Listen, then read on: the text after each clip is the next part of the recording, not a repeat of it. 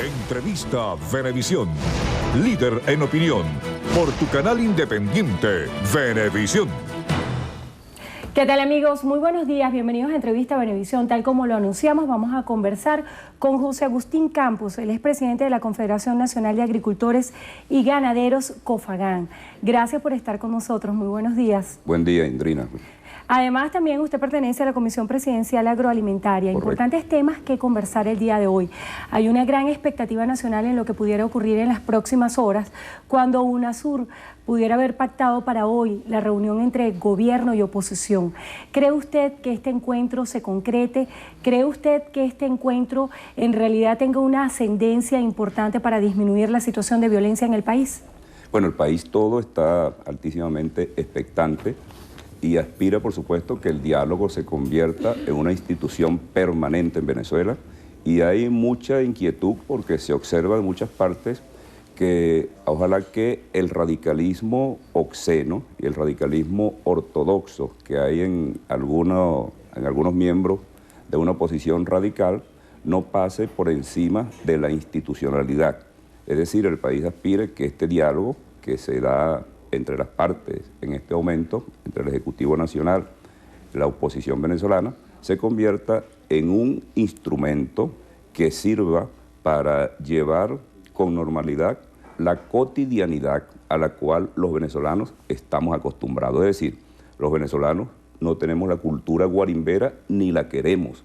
Los venezolanos tenemos que erradicar de nuestro diccionario temas como, por ejemplo, sicariato, temas como terrorismo, temas como la violencia y temas como la muerte, porque eso es ajeno a nuestra cultura. Los venezolanos somos un pueblo nutrido de unos procedimientos, pero que vienen desde los siglos de los siglos, formados y fortalecidos por la paz, pero la paz que no solamente se predica, sino que se practica. Entonces, en este momento, nuestro pueblo aspira a eso, que los grupos radicales que molestan la vida cotidiana, que atropellan la vida cotidiana, que atropellan al venezolano común, que no utilizan los métodos de protesta democrática y protesta normal, sino que utilizan unos elementos extraños que llevan a la muerte, esos grupos en términos definitivos se pongan y se coloquen contra la espada y la pared y hagan buen uso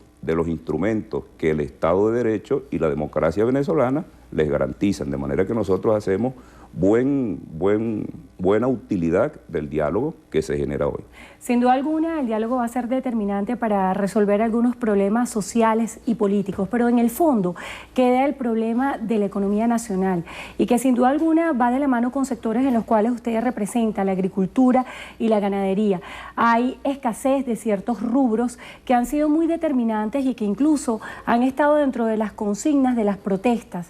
¿Qué hace falta en Venezuela para que se regularicen los mercados y que no exista escasez en ciertos rubros, como por ejemplo la leche, o que se puedan regular la existencia de todos los elementos en el mercado para una sana economía?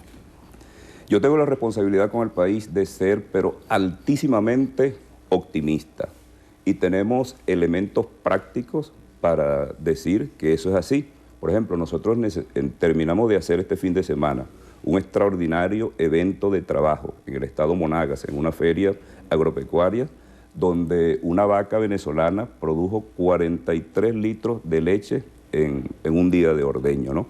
Esas son noticias que a nosotros nos refrescan, porque es que los venezolanos, desde el punto de vista económico, ni estamos desnudos, ni estamos tirando flechas, sino que ya tenemos una estructura y una infraestructura de producción en materia de leche, por ejemplo, en materia de carne, por ejemplo. En materia de agricultura vegetal, por ejemplo, hoy tenemos 5 millones de toneladas de semillas certificadas de producción nacional para empezar el ciclo de siembra de invierno que arranca ya. Hay también los niveles de fertilizantes ya totalmente garantizados. Entonces, si hacemos y llevamos unas políticas públicas que involucren a todos los sectores que estamos produciendo en el campo venezolano, pero yo estoy seguro que con nuestros propios sistemas de producción interna nosotros podemos romper con esas intermitencias de escasez que tiene el abastecimiento del pueblo venezolano, porque es cierto, a veces no consigues café, a veces no consigues pollo, a veces no consigues leche, bueno, pero a veces también las consigues. Es decir, que no podemos hablar de un desabastecimiento radical, sino que un desabastecimiento que va y viene, pero que hay que normalizarlo y claro, depende mucho del diálogo. Pero ¿cómo frenar esa intermitencia? ¿Cómo hacer que de verdad el Estado venezolano sea lo suficientemente robusto para hacer una economía autosustentable y no depender tanto de las importaciones? Porque vemos que gran parte de las medidas para resolver estas crisis que hay cuando hablamos de desabastecimiento es recurrir a mercados extranjeros. ¿Cómo hacer para fortalecer la economía venezolana cuando ya ha habido proyectos a lo largo de tantos años que han hablado y han llevado la promesa de que vamos a ser un país autosustentable? Yo me pronuncio por hacerlo a punta de producción interna, a punta de producción nacional. Pues, por ejemplo, yo soy un enemigo jurado de las importaciones en la institución que yo represento y como venezolano. Pero también estoy al mismo tiempo consciente que para sustituir a las importaciones hay que apoyarse en las importaciones y ello no es ninguna contradicción. ¿Por qué? Porque nosotros en materia de ganadería, por ejemplo, necesitamos buena genética. ¿Y dónde está esa buena genética? Está en Argentina, está en Brasil y está en otros países de América Latina y de Europa. De allá tenemos que traerla por un ciclo que tenemos que ir rompiendo, porque es muy cierto que un país puede vivir eternamente importando algo, pero no puede vivir eternamente importándolo todo. Hablando un poco acerca de las últimas medidas que se han tomado, como por ejemplo la instrumentación del SICAP 2, ¿piensa usted que ha sido favorable para los sectores que usted representa? ¿Ha sido positivo? Absolutamente, porque lleva un mensaje de eficiencia y eficacia en el manejo de lo que se llama la macroeconomía, que va dando sus resultados. Y así nosotros, por ejemplo, que somos altamente dependientes de maquinaria agrícola, por ejemplo, de tractores, por ejemplo, que dependen en una gran medida de las divisas, y a tiempo ya el sector ve con simpatía la apertura de estos procedimientos que tienen que llevar definitivamente al saneamiento de la economía nacional y a la derrota también de la inflación, que solamente puede hacerse a punta de producción y a punta de aumento de la productividad interna. Cuando hablamos un poco de la escasez de los productos y pensamos en los estados fronterizos, siempre se ha dado como respuesta que el contrabando ha sido determinante. Usted en algunas declaraciones hablaba de que la respuesta para frenar el contrabando no era la militarización. ¿Cuál cree usted que es la solución?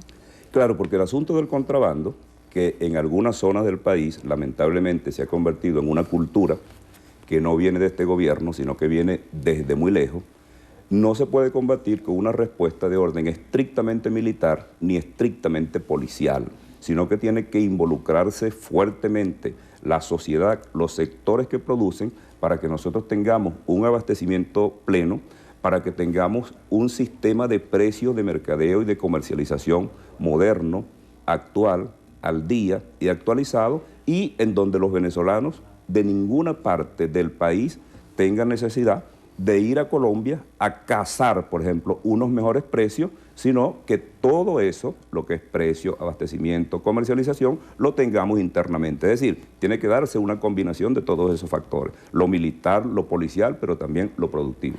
Se nos agotó el tiempo, pero yo quisiera que brevemente nos hablara de un punto que siempre causa muchísimo interés, y es hablar acerca de las políticas que ha tenido el Estado de expropiar algunas tierras que consideran estado abandonadas y algunas empresas. Yo quisiera que usted nos diera un balance acerca de cuán eficiente ha sido el Estado en el manejo de estas intervenciones. En una primera etapa, todo lo que tiene que ver con las expropiaciones, tanto de tierra como la guerra contra el latifundio y otros temas similares, en una primera etapa fue necesaria. En este momento que hemos alcanzado ya este nivel de 15 años de gobierno, hay que evaluarlas con frialdad y analizar su conveniencia o su inconveniencia. ¿Para usted son convenientes las expropiaciones o no? Son convenientes por donde veníamos, que éramos un país que teníamos una cultura agrolatifundista, y esa cultura agrolatifundista tenemos en términos definitivos que enterrarla en el país. Pero no respondió mi pregunta. ¿El Estado ha sido eficiente o ineficiente? El Estado ha venido avanzando. Hay empresas que han sido eficientes por el orden del 30, del 40%. Por eso digo que hoy que hemos llegado a este punto hay que evaluar para ver su conveniencia o su inconveniencia. Bueno, le damos las gracias a José Agustín Campo, él es presidente de la Confederación Nacional Nacional de Agricultores y Ganaderos, COFAGAN, por haber estado con nosotros hoy en Entrevista a Venevisión. Muchas gracias a usted, Drina, también.